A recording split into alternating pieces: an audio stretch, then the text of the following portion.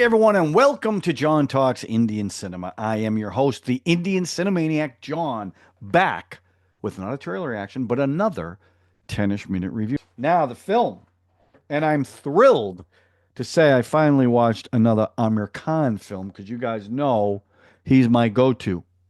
And he hasn't come out with anything new, although word on the street is they're making a sequel, two sequels, one to Three Idiots and one to Zameen Par, which, if true, now you know Aamir Khan, you're probably 3 years away from that because I know they're writing it right now, but that would be something if they could make sequels to those. I loved both those movies. In fact, each of those are in my top five of all the films I've watched over the last 2 years. So the film I am going to be reviewing today is Mangal Pandey, The Rising, which came out in 2005. It is hysterical, a historical film, a drama. It's directed by Ketan Mehta.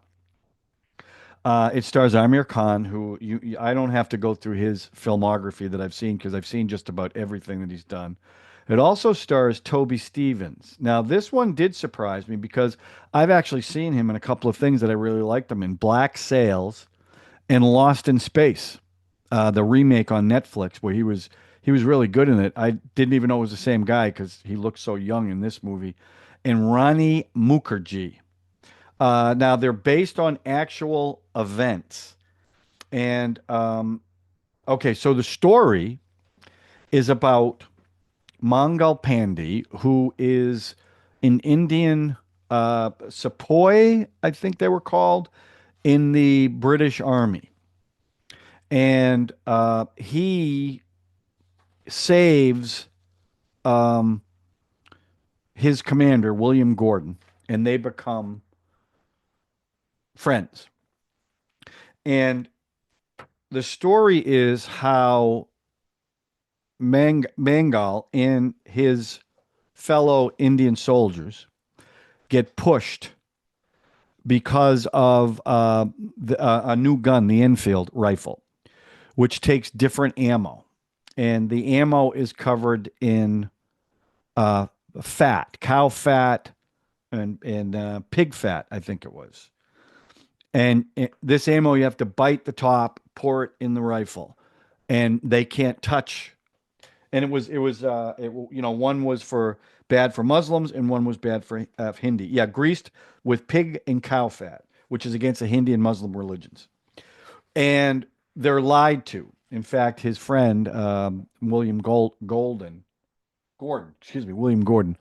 tells him that it wasn't done with pig fat because that's what he was told.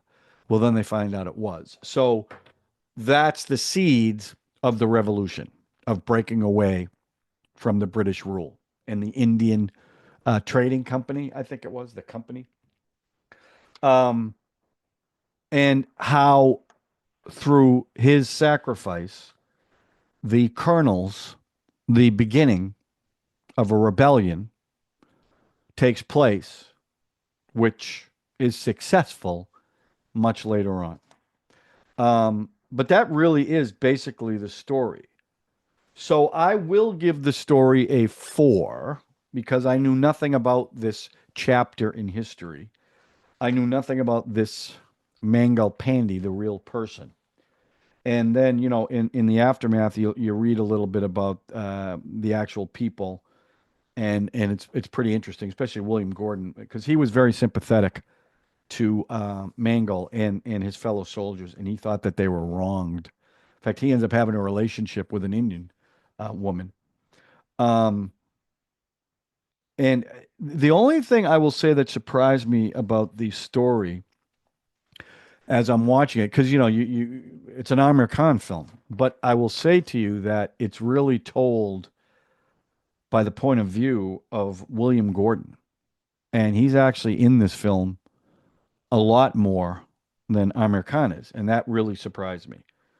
Um, it opens up with him about to be hung, Mangal Pandey, and they have to stop because they don't have a hangman who will do it, so they have to import one. That's where it starts. Then it flashbacks, tell the whole story, and then it ends with the hanging.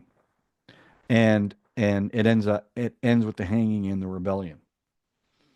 Um, and there were some side stories too, and there was something in here that I never heard before. But there was a husband dies, so the community wants to also, when they burn the husband's body, they want to burn the widow because that's what the tradition is. And this takes place in the 1850s, late 1850s. So I've never heard of that in any of the Indian films that I've seen, and I don't know anything about that tradition. Sounds pretty horrible. So if you know anything about it, let me know in the comments section, will you? They end up actually Gordon ends up saving her and ends up having a relationship with her, which comes back to bite him too, because that's below his caste and all that. Um, so the performances. Look, I'm a big. You guys know this. I'm a big Aamir Khan fan. I think he is so good in everything that he does. I think he was. I think he was really good in this. He just wasn't in it all that much. Now, he was in it a lot, but not as much as Gordon. I thought the guy playing William Gordon was excellent. And I don't know because I don't speak the language, but he seemed to speak Hindi pretty fluently. You tell me if I'm crazy, but he sounded pretty good, and he wasn't dubbed. There was also a couple of women in this. There was a courtesan, a prostitute, Hira, who ends up being Pandey's love interest. There's this woman, Emily, a British girl who Gordon kind of had a thing for and then didn't.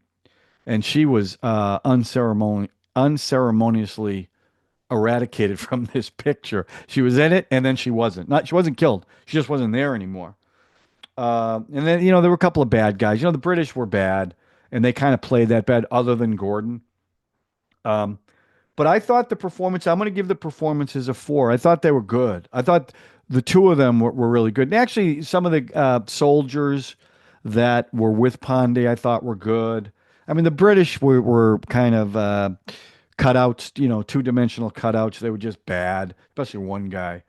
Um, but because it really does fall on the shoulders of Gordon and Pandy, I'll give the performances a 4. There was a lot of music in this. Um, in fact, it opens up with a song, and this was a thread throughout the movie. There were 4 guys on a elephant, and they showed up at various times during the songs. It almost like I don't know if you're familiar with the Greek chorus, where there was a cast of people that would kind of narrate the story through song. That's what they were reminding me of because they kept showing up in the songs. And then the second song, there's a big outdoor festival that was beautiful. And again, 4 guys on the elephant show up. Third song, they're in a brothel. And the new girl, Hira, she's brought into this brothel. And she does a dance number and a song. And she was a very beautiful woman. And Pandy's conflicted about wanting to get involved with a courtesan or a prostitute or whatever you want to call it. In fact, at one point, he ends up saving her from a British guy and ends up getting them wailed on and beat up pretty bad till Gordon saves him. That was the other thing about the story and the movie. Every time Pandey got in trouble, Gordon saved him. Now, I don't know if that's historically accurate, but he did. They made him almost a little too good, if that makes any sense. But that's what I think anyway. And there was one line in here after he saves the girl, Pandey. He goes back to the whorehouse, for lack of a better word, and all the girls are all into him now. And one says, and this was pretty racy for one of these films, "I've never tasted a hero." That's pretty racy for one of these movies, right? The other thing about Hira, her eyes were like light brown, almost golden. Beautiful, beautiful, and they played that up too because she was, oh my God. Let's see, fourth song, love song. They were dancing around a big fire. That was kind of a cool number. Um, the one thing. The one thing, listen, the music was a three.